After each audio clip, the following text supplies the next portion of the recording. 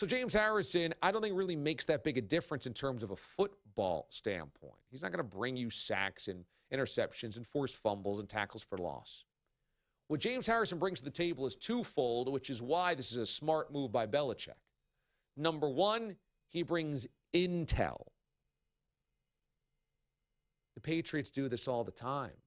Let's bring in a guy that might know some of the internal information that we could use against the opponent. Patriots do this all the time. Now, it happens other places in football, but the Pats do this all the time. That's a very smart thing. You're not looking for the week leading up to the AFC title game for James Harrison to go out there and start or play 30 snaps. What you're looking for is that week, hey, James, tell us about this. Hey, James, tell us about this tell from Ben Roethlisberger. What is he seeing here? When you guys played us, what did you look for? How did you try to defend Brady? We're trying to get you a Super Bowl, man. We're your new best friend.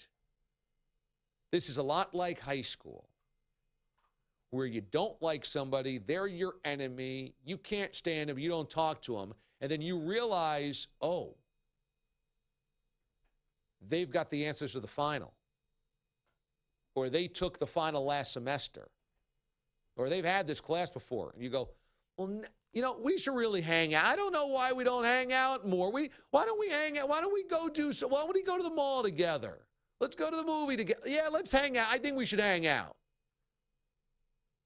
So you got those answers from the test? So what happened on this question?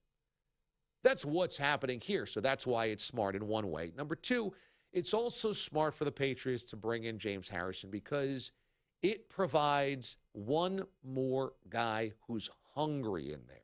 You see, when you win a championship like the Patriots did last season, and you've won 2 in the last 3 seasons, you worry about complacency. Those guys have done it. Like Danny Amendola, he's already a household name just by virtue of winning those games. So is his hunger still there? Maybe, but maybe not. Other guys on defense, Malcolm Butler becomes a hero in the Super Bowl with the interception at the goal line against the Seahawks. Since then, there's been question marks about confidence, arrogance, overconfidence, lack of work ethic, lack of commitment, too big an ego. This happens all the time when you win. So you bring in a guy that's got a chip. You bring in a guy that can bring another piece of edge, competitiveness, focus. Because James Harrison now has a reason going into that AFC title game to want revenge. They cut me.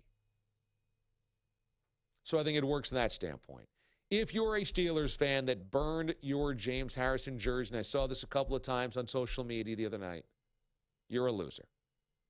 I hate to say it, because if you're listening to the show, I think you got good taste in sports radio. But when you burn a jersey of a guy that was cut, you're a loser. Burning jerseys, I think, in general is Loserville.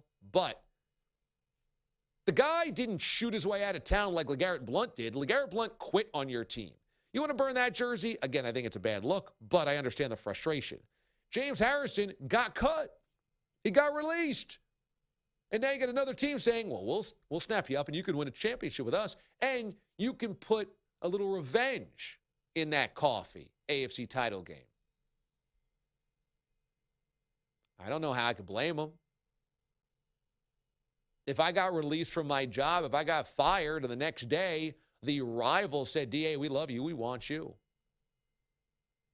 I hope you wouldn't burn all those Sunday morning football koozies that you have.